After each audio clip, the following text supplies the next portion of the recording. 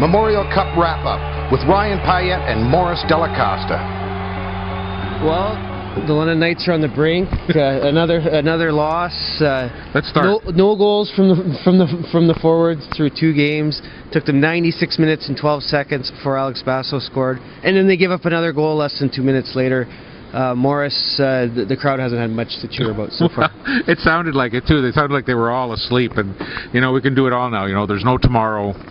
They have their backs to the wall. All those adjectives, whatever we want to use. The bottom line is this: I'm shocked at how poorly this team played. I'm really shocked at how poorly they came out.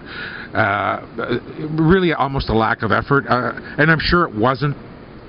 It wasn't a lack of effort. It was just they didn't have any energy. They didn't have any battle. The battles along the boards weren't very good.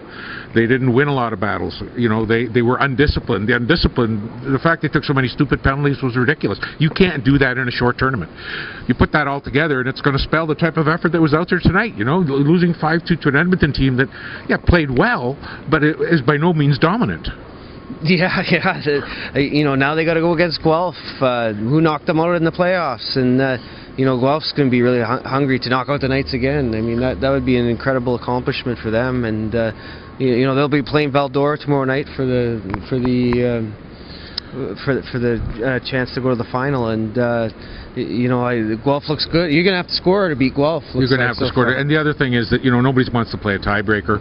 So the quicker they can get rid of a team without having to play a tiebreaker, the easier it is for these guys. But when I look at the team so far that I've seen, London really has been a team that obviously can't score. They lack firepower, yet they have players like Domi, like Tierney, like Horvat, and they just can't put the puck in the net. And we've talked about it before. It's not the first time it's happened. Are they not going to the net hard enough? Are they not getting people in front of the goaltenders? Are they not scoring on their penalty shots? There's the other thing. You know what? They were bad in the shootouts this year. Remember, they were 1-4. It took a long time for them to win the shootout. They just weren't very good at it. It didn't, and they had Horvat and Ryan Rupert are some of their best breakaway guys, and penalty shot takers, and I think that really shows that they are missing a little bit of that edge. The penalty shot tonight by Ryan Rupert really was a weak effort. And you can't. You've got to put away. You get a goal in a situation like that, and it may be a new hockey game. So I don't know what they're going to do. They're going to have a day to sort of reorganize. They're going to have to find some energy. They're going to have to come out and play a little bit and hit a little bit, because going out, if they go out 3 straight the way they've went out, it is going to be embarrassing for them.